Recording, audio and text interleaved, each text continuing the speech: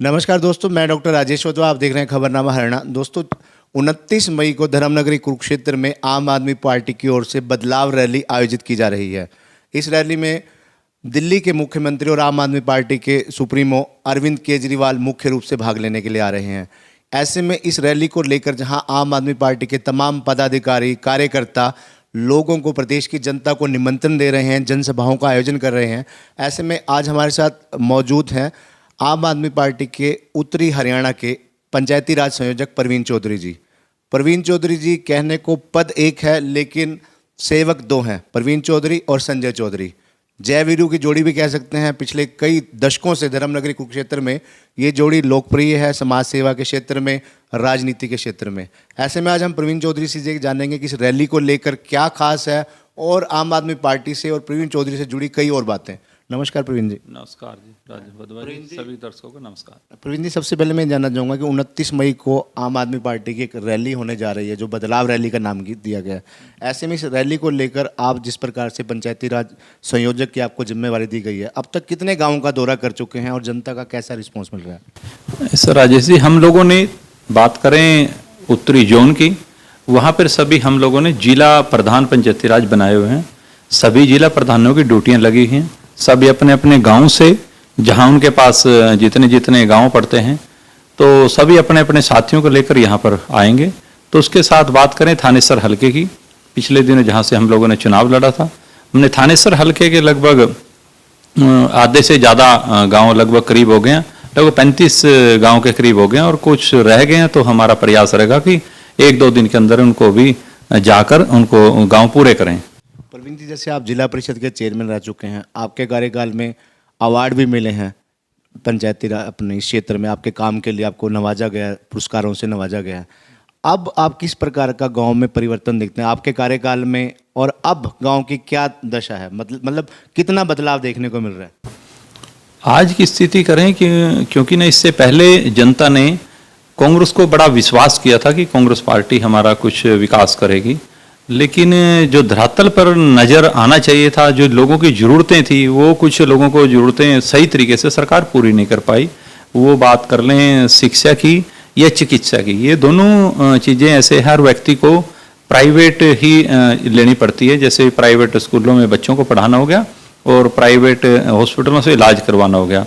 उसके बाद जनता को बड़ी आशा थी कि बीजेपी कुछ ना कुछ सुधार करेगी, क्योंकि गरीब व्यक्ति कहीं ना कहीं, कोई कहते हैं उसका बीपीएल बन गया, कोई कहता है कुछ हो गया, उसको थोड़ा बहुत नहीं, पूरे गरीबों को भी फायदा नहीं मिलता।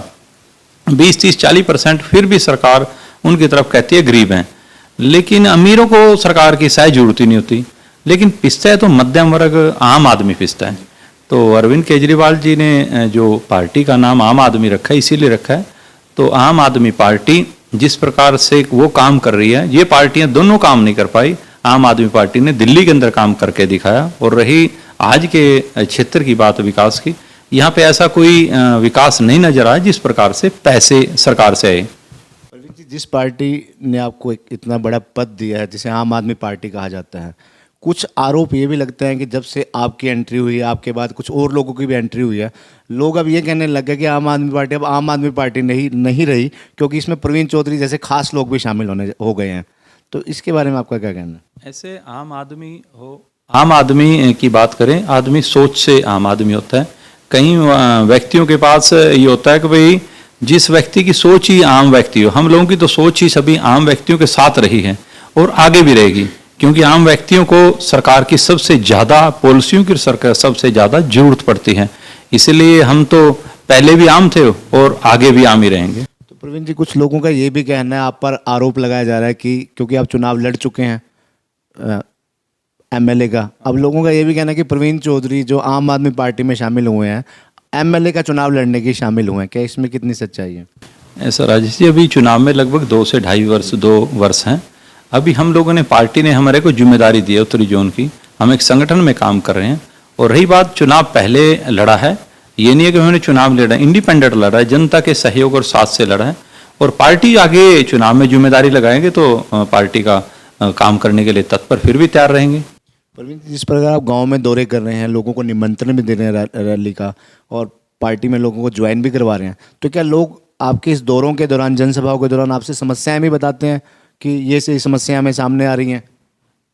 मैं जहाँ पे भी गांव में या शहर के वार्डों के अंदर जाता हूँ, बहुत से ऐसे व्यक्ति होते हैं जो कि हम न्योता भी देते हैं, ज्वाइन भी करवाते हैं और दिल्ली सरकार और पंजाब सरकार के बारे में जिस प्रकार से कार्य कर रहे हैं उसके बारे में बताते हैं। लेकिन फिर भी बहुत से लोग परेशान हैं।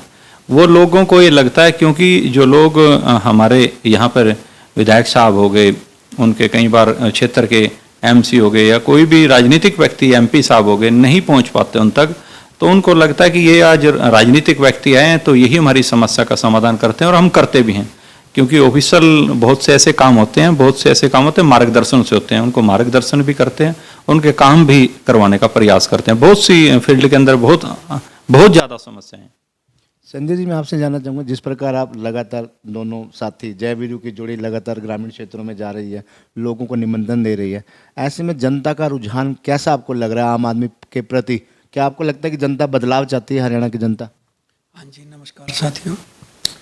जो हम गाँव में जाते हैं, गाँव में जो गरीब मध्यम वर्ग है, किसान मजदूर, वो सभी आम आदमी पार्टी को लाइक कर रहे हैं।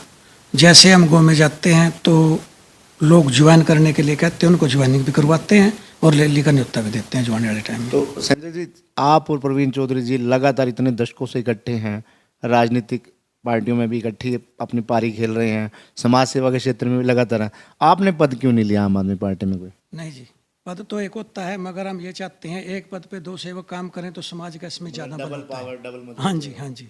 प्रवीण जी, इस रैली में आपको कितने लोगों के आने की उम्मीद लगती है? रैली के अंदर मेरा अंदाज है कि 2 लाख लगभग का अंदाज है, 2 से 3 लाख भी हो सकते हैं, क्योंकि जो चाव है लोगों के अंदर अच्छा है। लोग भी चाहते हैं कि भी एक जो आम आदमी पार्टी दिल्ली के अंदर काम कर सकती है, अपने हरियाणा के अंदर, क्योंकि अरविंद केजरीवाल जी हरियाणा के निवासी हैं, तो हरियाणा के तो यहाँ पे अवश्य ही काम होंगे। तो लोगों को बड़ी आशा है और हम भी कहते हैं कि आम आदमी पार्टी ही उनकी आशा को खरा उतरेगी और उनके काम भी करवाएगी, क्योंकि बीजेपी और कांग्रेस दोनों ही लोगों ने, जनता ने वोट डाल डाल कर लंबे समय से देख रहे हैं। अब के बार हमारा तो यही है, हम सभी साथियों से निवेदन भी करेंगे कि सभी साथी आने वाली 29 तारीख को सुबह 10 बजे ब्रह्म सरोवर पर पूर्वी तट पर अवश्य आएँ। अरविंद केजरीवाल जी के विचार सुनने के लिए जरूर आना चाहिए सभी को, और खासतौर पर कुरुक्षेत्र और थानेसर के लोगों को, क्योंकि हमारे क्षेत्र के अंदर अरविंद केजरीवाल जी आए हुए हैं। धन्यवाद।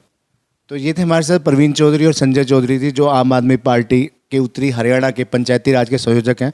और 29 मई को कुरुक्षेत्र में जो रैली आयोजित होने जा रही है, बदलाव रैली, उस रैली के लिए लगातार प्रदेश की जनता को रैली में निमंत्रण देने के साथ साथ आम आदमी पार्टी में लोगों को शामिल भी करवा रहे हैं। दोनों का मानना है कि हरियाणा की जनता बदलाव चाहती है। अब देखने वाली बात ये होगी कि 29 मई को होने वाली रैली में प्रदेश की कितनी जनता इस रैली में भाग लेकर बदलाव का अंदेशा देती है। धन्यवाद।